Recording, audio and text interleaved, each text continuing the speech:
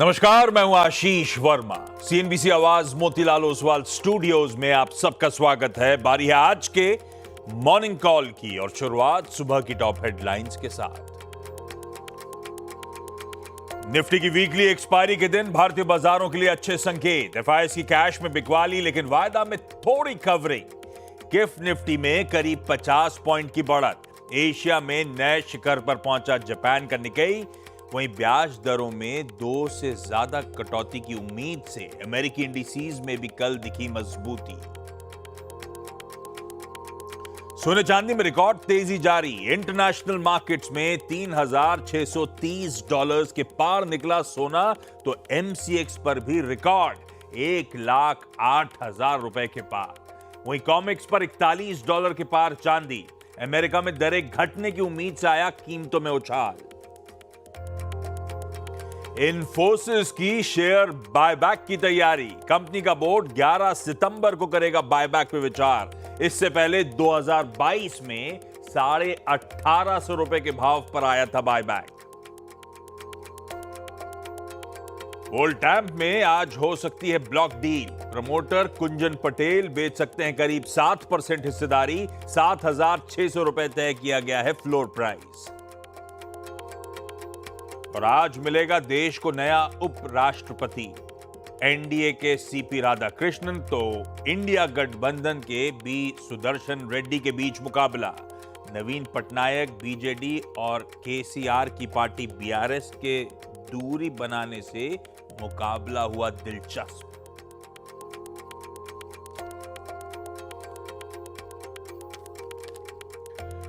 चलिए भाई, मंगलवार की सुबह इस ट्रेडिंग हफ्ते का डे 2 और आज है निफ्टी 50 के वीकली कॉन्ट्रैक्ट्स के एक्सपायरी का दिन। और ये पहली पूरी वीकली साइकिल। भाई, इससे पिछले हफ्ते जब शुरुआती निफ्टी 50 की एक्सपायरी शिफ्ट होकर ट्यूसडे को आई थी, तो एक छोटा ही समय सीमा थी, क्योंकि थर्सडे से हम ट्यूसडे की तरफ ट्रांजिशन कर रहे थे। सिर्फ 3 दिन थे। तो ये पहले ही पूरी वीकली साइकिल कह लीजिए आपकी स्क्रीन पे अब प्ले आउट हो रही है। अच्छा, वो कहते हैं कल का हफ्ते के शुरुआती सेशन को समझाने के लिए एक इमेज दिखाता हूं आपको आपकी स्क्रीन पे। डॉक्टर साहब, वो इमेज स्क्रीन पर लेकर आइएगा। कहते हैं ना, दम लगा के 2 कदम नहीं खींच पाया हमें बुल महाराज को, और क्या क्या चारे के तौर पे नहीं खिलाया।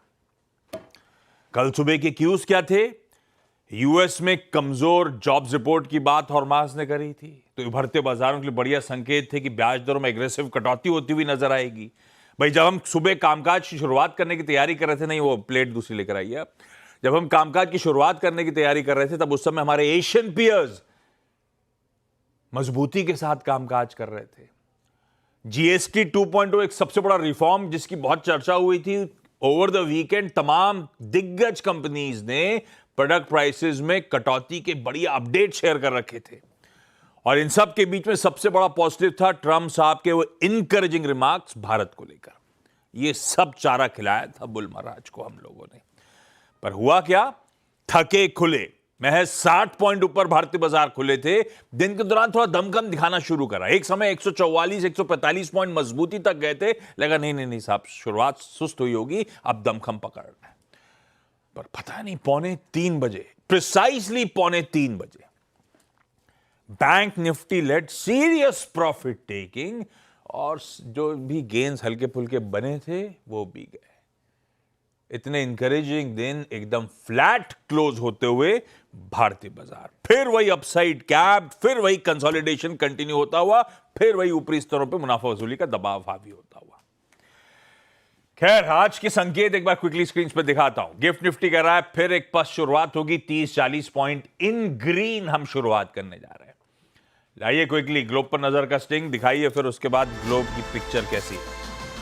गिफ्ट निफ्टी पस्त खुलेगा, हल्के हरे निशान के साथ खुलेगा। हमारे एशियन पीयर्स आपकी स्क्रीन पर आएंगे। लेकर आइए। जापान का बाजार सही है। रिकॉर्ड उच्चतम स्तर 44,000 के स्तर छू डाले थे, वो अपनी जगह छोड़ दीजिए, उससे हम क्यों नहीं लेते। बाकी एशियन पीयर्स भी ठीक ठाक कामकाज करें जो सुबह खुले हुए हैं। ओवरनाइट हैंडओवर यूएस से जब हम कल सेशन की समाप्ति कर रहे थे, फ्लैट से 1/3% तक का उछाल था डाउ, एसएनपी और नैस्डैक में। एक्चुअल सेशन में 1/4 से आधे % का उछाल और सुबह के फ्यूचर्स फ्लैट ग्रीन बायसनेस के साथ। तो हैंडओवर ठीक है, जहां छोड़ा था उससे बेहतर यूएस के एक्चुअल फ्यूचर्स आपको दिखेंगे। तो थोड़ी बहुत तेजी डाइजेस्ट करनी है, शायद वही एशिया में और शायद वही हमारे गिफ्ट निफ्टी में रिफ्लेक्ट करती हुई। पर हरमाज बताएंगे इस बीच सारे इंपॉर्टेंट डिटेल्स क्या हैं। हरमाज, गुड मॉर्निंग, कैसा है ग्लोब का मूड भाई साहब? गुड मॉर्निंग आशीष। ग्लोब का मूड तो उम्मीद पर ही चला रहा है कि भाई ब्याज दरें कटेंगी। अब तो 3 की उम्मीदें लगाए बैठे हैं लोग, अब 2 तो प्राइस्ड इन करके ही चल रहे हैं। तो उस वजह से कल ऐसा कोई बड़ा ट्रेंडिंग डे ऐसा मतलब नहीं। अगली तीनों बैठक में 25-25-25 या फिर एक फ्रंट लोड कर दें 50 वाली 50-25-25 भी हो सकता है, क्योंकि कुछ अनुमान तो उसके भी है, तो शायद उस वजह से भी बाजार चल रहे हैं। तो ऐसा कोई बड़ा, एक सीमित दायरे में ही कामकाज था, मगर बढ़त के साथ बंद हुए सारे बाजार। चाहे नैस्डैक ने तो रिकॉर्ड हाईज लगाए हैं, S&P 500 अब अपने 22वें रिकॉर्ड हाई इस साल के उसके करीब आ चुका है फिर से। तो 21 रिकॉर्ड हाई इस साल S&P 500 ने ऑलरेडी बना चुका है। तो अब ये है कि महंगाई का आंकड़ा तो आना ही है इस हफ्ते, लेकिन अब उम्मीद इस बात की है कि महंगाई का आंकड़ा उतना ख़राब नहीं आएगा जिसकी उम्मीद है। 0.3% महीने दर महीने की बढ़त पिछले महीने भी हुई थी और उतने के ही अनुमान इस महीने के लिए भी है। तो जब तक अगर ऐसा कोई आंकड़ा आ जाता है तब तो ब्याज दरें कटनी तय है अगले हफ्ते। यहाँ तक कि अगर कोई बहुत ज़्यादा ख़राब आंकड़ा है तो शायद फिर थोड़ी सी और जो है अटकलें जो है स्टेटस क्वो की तरफ फिर से जा सकती है। लेकिन बहुत सारे एनालिस्ट ऐसे हैं जो अभी भी यही कयास लगा रहे हैं कि ब्याज दरें कटेंगी। जो इकोनॉमी है वो रिसेशन की कगार पर नहीं है, मगर जो है कमज़ोर लेबर मार्केट है, मगर इतना भी नहीं कि वो पूरा का पूरा बाजार तोड़ दे, ऐसा नहीं है। रिजिलियंट इकोनॉमी रेजिलियंट होगी, ब्याज दरें कटेंगी, महंगाई उतनी नहीं बढ़ेगी जितनी बढ़नी चाहिए। तो इन सारे फैक्टर्स की वजह से बाजार में तेज़ी बनी हुई है। UBS एक ऐसा जो है फर्म है जो एक अनुमान लगा रहा है कि जनवरी तक जो है 100 बेसिस पॉइंट्स के जो है रेट कट्स फेड कर सकता है, जो कि अगले महीने अक्टूबर में और दिसंबर में ये 3 जो बैठकें होने वाली है उसमें 100 बेसिस पॉइंट्स तक के कट्स हो सकते हैं। और बाकी सारे भी, चाहे वो मॉर्गन स्टैनली हो, गोल्डमैन सैक्स हो, सभी ये कह रहे हैं कि भले शायद नियर टर्म में थोड़ी सी वॉलेटिलिटी देखने मिले, लेकिन आगे चल के S&P 500 ने ऊपर ही जाना है। 7000 के लक्ष्य 22V रिसर्च ने भी दिए हैं साल के अंत तक। लेकिन JP मॉर्गन थोड़ा सा डिफर कर रहा है इन सभी चीज़ों से। उन्होंने ये कहा है कि फेड का ये इवेंट जो है वो ये ट्रिगर बन सकता है कि सेल द न्यूज़ वाला ट्रिगर जो है उससे शायद बाजार में थोड़ा सा करेक्शन देखने मिले फेड के फैसले के बाद। ये JP मॉर्गन का कहना है। यूरोपियन यूनियन जो है रशिया पर और सैंक्शंस लगाने की तैयारियां कर रहा है, तो ये एक और डेवलपमेंट वहां पर हो रही है। यूरोपियन यूनियन के ऑफिशियल्स जो है इस हफ्ते वॉशिंगटन जाएंगे ये चर्चा करने के अब रशिया पर क्या सैंक्शंस लगाए जाए।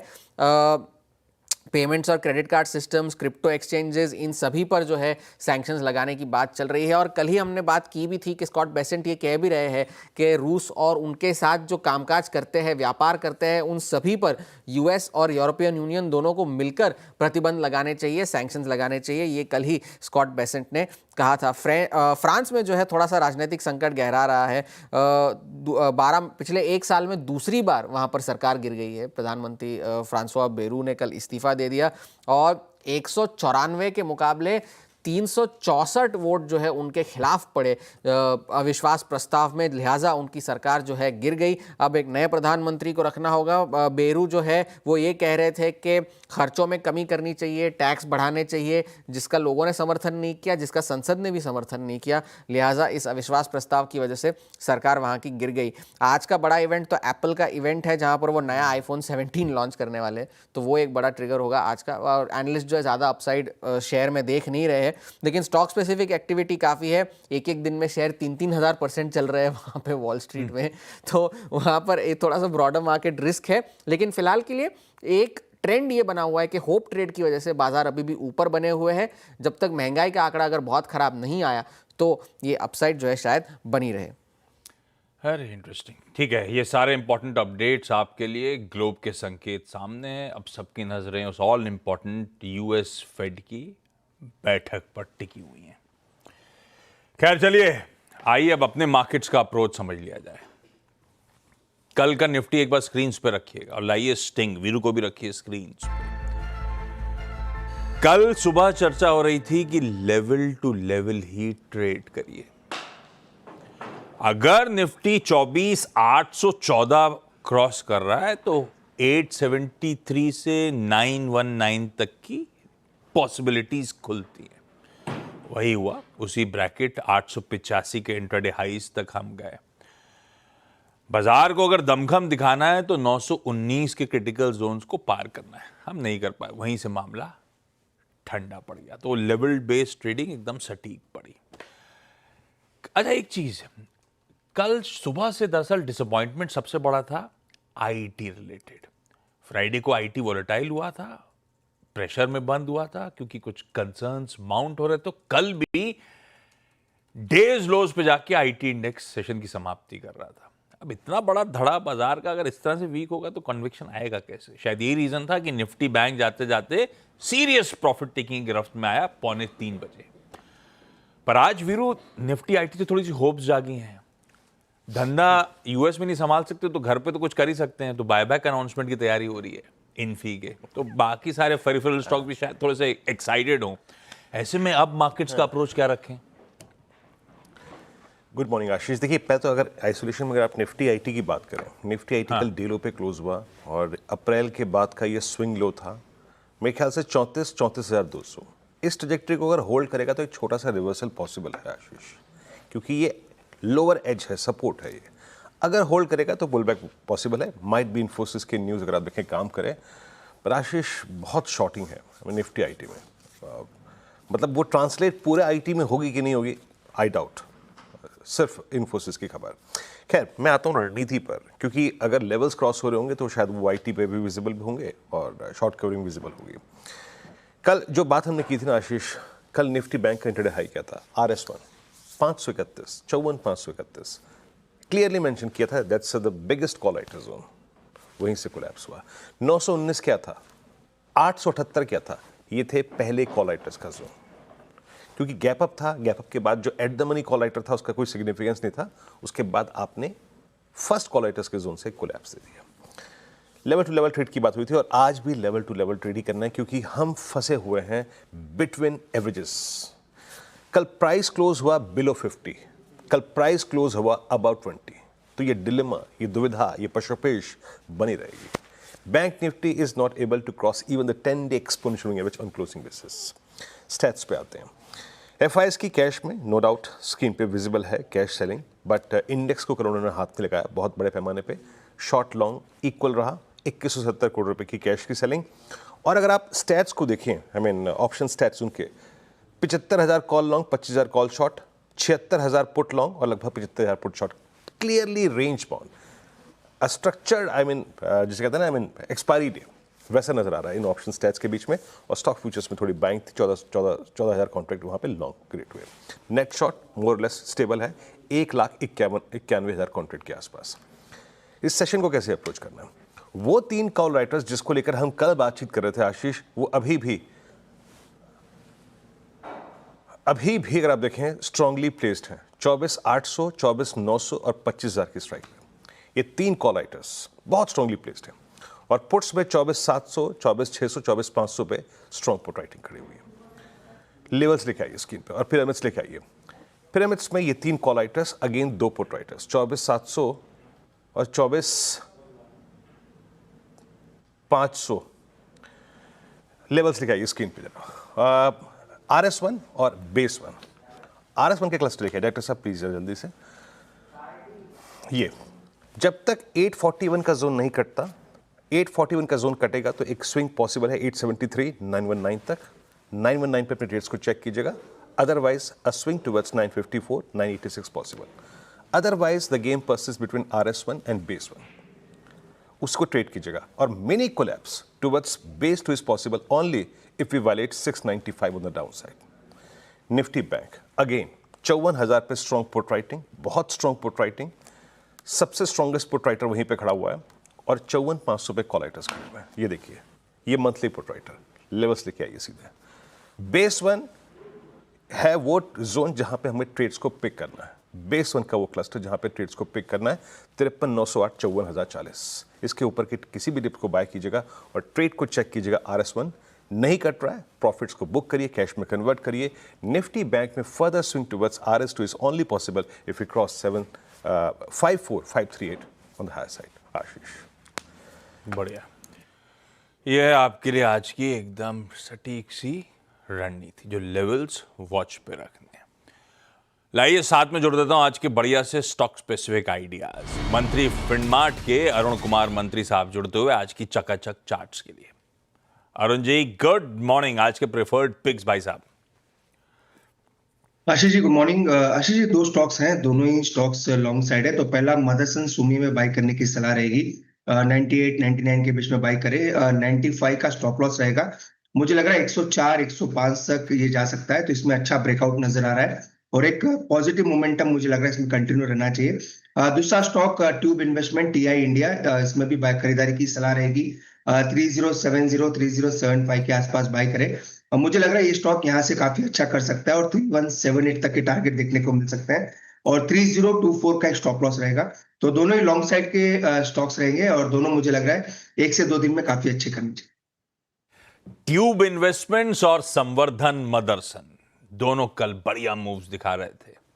संवर्धन मदरसन तो बढ़िया खबरों के बीच में भी फोकस में था। दोनों में खरीदारी करने का कॉल, दोनों के लेवल्स नोट डाउन करिएगा। मंत्री साहब, थैंक यू सो मच जुड़ने के लिए। संवर्धन में 95 का स्टॉप लॉस है और टीआई इन्वेस्टमेंट्स भी स्क्रीन पर आ जाएगा। खैर, कंचन के पास चला जाए आज के सारे इंपॉर्टेंट स्टॉक्स इन न्यूज के लिए। कंचन, गुड मॉर्निंग, बताएं। जी गुड मॉर्निंग। शुरुआत इन्फोसिस के साथ कर लेते हैं। यहाँ पे 11 सितंबर को बोर्ड की मीटिंग है जहाँ पे बोर्ड शेयर के बायबैक के ऊपर विचार कर सकता है। इससे पहले मैं आपको बता दूं कि साल 2022 में भी यहाँ पे बायबैक किया गया था। जो प्राइस था वो था 1850 का। इनफैक्ट पिछले अगर हम 2017 से देखें तो लगातार 2 साल के इंटरवल में इन्फोसिस जो है वो बाइंग करता हुआ नजर आया है। वोल्ट टाइम आज आपको फोकस में रखना है क्योंकि यहाँ पे हो सकता है कि एक हमें बड़ी ब्लॉक डील देखने को मिले करीबन 6.7 करोड़ डॉलर की, और इस डील के जरिए यहाँ पे हमें करीब 8 लाख शेयर्स जो है उनमें सौदा होता हुआ दिखाई दे सकता है। फ्लोर प्राइस की यहाँ पे बात करी जाए तो 7,600 रुपए प्रति शेयर फ्लोर प्राइस जो है इस टाइम पे माना जा रहा है।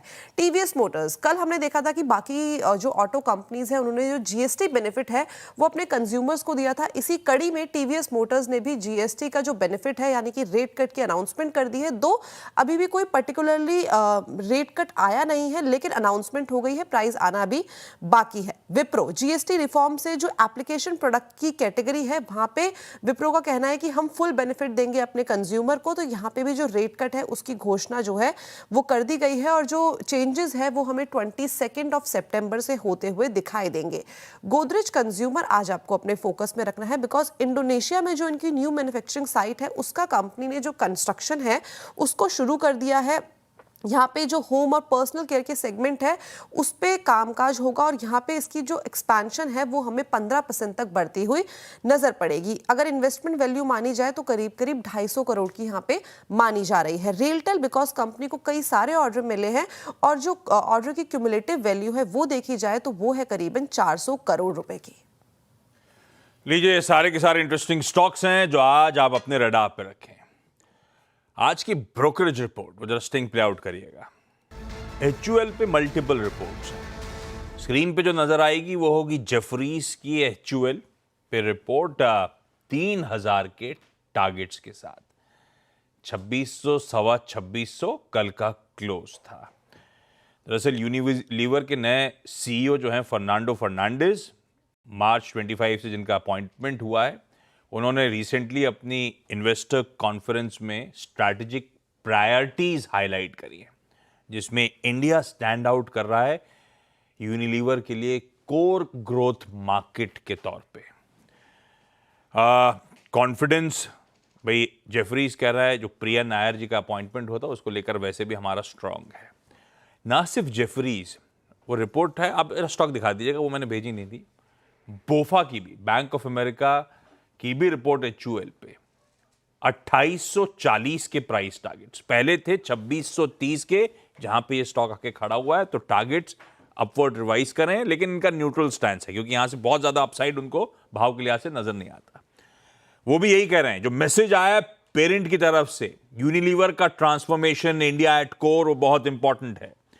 जो एचयूएल के लिए एस्पिरेशंस हैं वो स्पेल्ट आउट करी गई हैं और शायद डिसप्रपोर्शनेट इन्वेस्टमेंट्स भारत की तरफ डायरेक्ट करता हुआ पेरेंट यूनिलीवर नजर आए।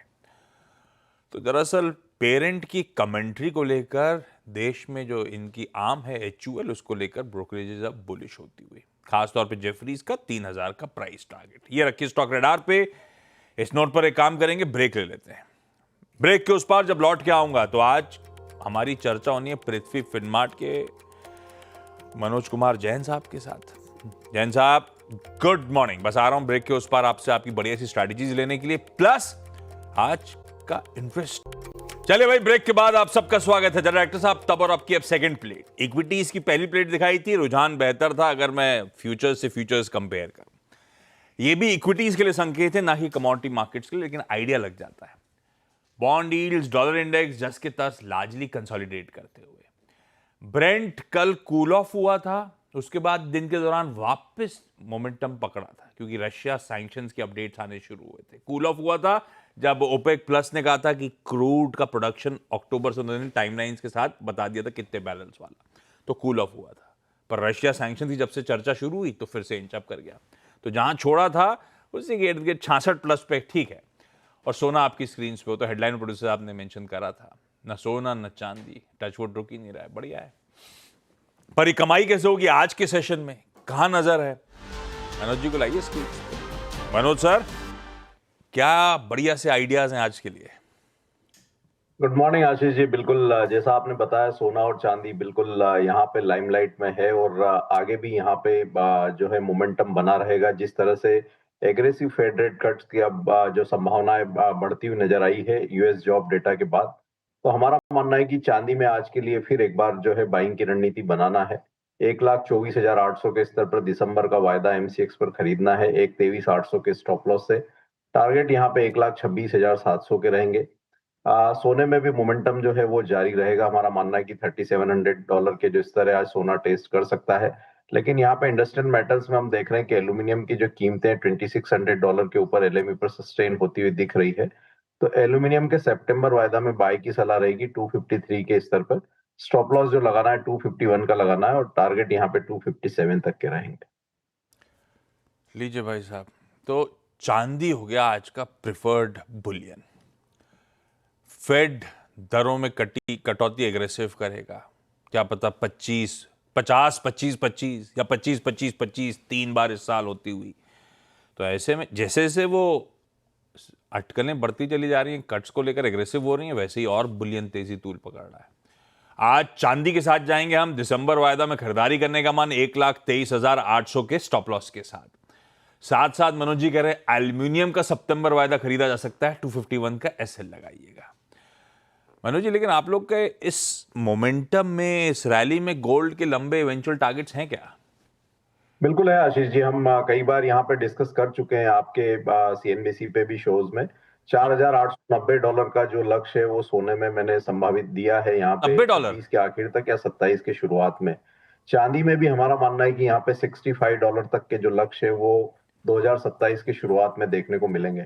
तो सोने में यहाँ पे 1,40,000 से 45,000 तक और चांदी में हो सकता है कि हम 2 लाख के जो स्तर है वो 2027 तक आते हुए देखें। तो चांदी है अभी $40-41 पे, आप कह रहे हो $65 तक FY27 में जाती हुई आपको नजर आ रही होगी चांदी। बिल्कुल। सोना इंटरनेशनल मार्केट्स में ख्याल से अभी देखा 36-40, हाँ 36-45 के आसपास है। ऑलमोस्ट 4900 की बात करिए आपने, $48-90 तक इंटरनेशनल मार्केट्स में, और उसको ट्रांसलेट करें तो शायद भारतीय बाजारों में 2 लाख तक के टारगेट शायद नजर आए। ये है भाई साहब बुलियन के जलवे। Manoj ji, thank you so much सुबह जुड़ने के लिए। खैर, आज की ट्रेड ध्यान रखिएगा, आज हम दाव लगा रहे हैं चांदी पे और एल्यूमिनियम पे, दोनों में खरीदारी करने का कॉल। इवेंट्स कैलेंडर, मंगलवार का दिन है भाई। निफ्टी 50 के कॉन्ट्रैक्ट्स की वीकली एक्सपायरी, पहली पूरी वीकली साइकिल कह लीजिए है। आज वाइस प्रेसिडेंट इलेक्शन, एनडीए के सीपी राधाकृष्णन साहब इस समय महाराष्ट्र के गवर्नर हैं, और अपोजिशन ब्लॉक INDIA से सुदर्शन रेड्डी साहब जो सुप्रीम कोर्ट के रिटायर्ड जज हैं। इन दोनों के बीच ये मुकाबला। खैर, सारे ही नजरें रहेंगी, जैसे प्रोड्यूसर साहब ने कहा था हेडलाइन में, थोड़े से समीकरण बदले हैं। कुछ लोग एब्सटेन करने वाले हैं वोटिंग से। तो दरअसल फाइनल वोट टैली बड़ी इंटरेस्टिंग होगी। आज सुबह 10 बजे से शाम 5 बजे तक पोलिंग होगी, वोट डाले जाएंगे और आज ही शाम 6 बजे गिनती शुरू हो जाएगी। तो शाम रात तक आउटकम हमारे सामने होगा। FM निर्मला सीतारमण आज आईमा के 52nd नेशनल मैनेजमेंट कन्वेंशन को नई दिल्ली में एड्रेस कर रही होंगी। 11:10 का टाइम है। आप देखते हैं उसी के इर्द गिर्द कुछ इंटरेस्टिंग होगा तो बट ऑफिस से CNBC आवाज पे दिखा देंगे आपको। सैट यानी कि सिक्योरिटीज एपिलेट ट्राइब्यूनल में जेन स्ट्रीट और सेबी का केस पहुंचता हुआ आज सुनवाई है। सेबी के ऑर्डर जो आया था इंडेक्स मैनिपुलेशन में, उसके अगेंस्ट में जेन स्ट्रीट गया था चैलेंज करने।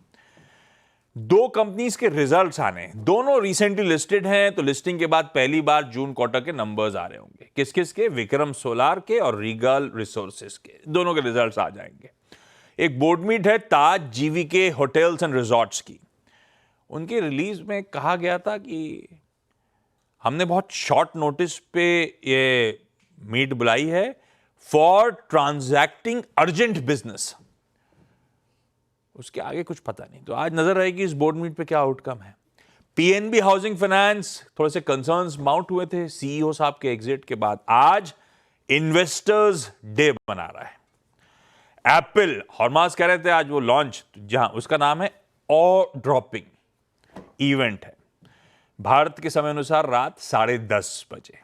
शायद एप्पल आईफोन 17 एयर आज डेब्यू कर रहा होगा, यानी कि आप लोगों के हाथ में जो आईफोन है अब और सस्ते हो जाएंगे जैसे ही वो नया लॉन्च आ रहा होगा। PM मोदी आज हरियाणा और पंजाब दौरे पे होंगे। वो बाढ़ की सिचुएशन को रिव्यू करने के लिए और डैमेज को असेस करने के लिए।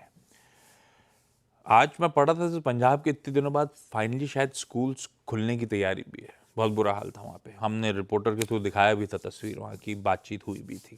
खैर US में आज रेड बुक यानी कि उनके जायंट स्टोर्स की सेम स्टोर सेल्स ग्रोथ के आंकड़े, तो पता चलेगा रिटेल मोमेंटम है कैसा वहाँ पे। ऑटो प्रोडक्शन के और ऑटो सेल्स के अगस्त महीने के आंकड़े आ रहे होंगे। चाइना का कल बताना भूल गया था, मैं बताना भूल गया था, इतने सारे इवेंट्स थे और टाइम खत्म हो रहा था। ऐसा कुछ अभी अपडेट नहीं आना, शायद इस वीक के एंड के आसपास अपडेट आ रहा हो। दरअसल इस पूरे हफ्ते 8 सितंबर से 12 सितंबर, मंडे से फ्राइडे तक 17 सेशन है टॉप लेजिस्लेचर का, उनके नेशनल पीपल्स कांग्रेस और उसकी स्टैंडिंग कमेटी।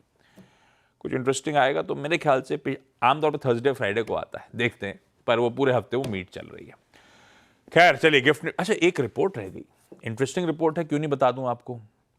डॉक्टर साहब जरा दिखाइएगा स्क्रीन पे। 2 इंटरेस्टिंग कंपनी, मॉर्गन स्टैनली की अपैरल रिटेलर्स पे एक रिपोर्ट आई है।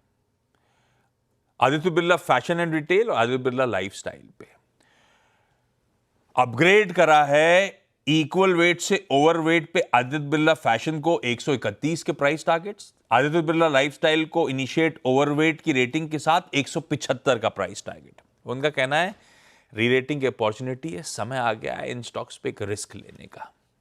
खैर आगे इस पर और चर्चा होगी, ब्रेक का समय हो गया है, पर क्या करना है, इंटरेस्टिंग थी तो मैंने कहा बता ही दूं एक और रिपोर्ट। ब्रेक ले लिया जाए, आज के मॉर्निंग कॉल में इतना ही, पर ब्रेक के उस पार बढ़िया सा टॉप 20 आपके लिए। नमस्कार।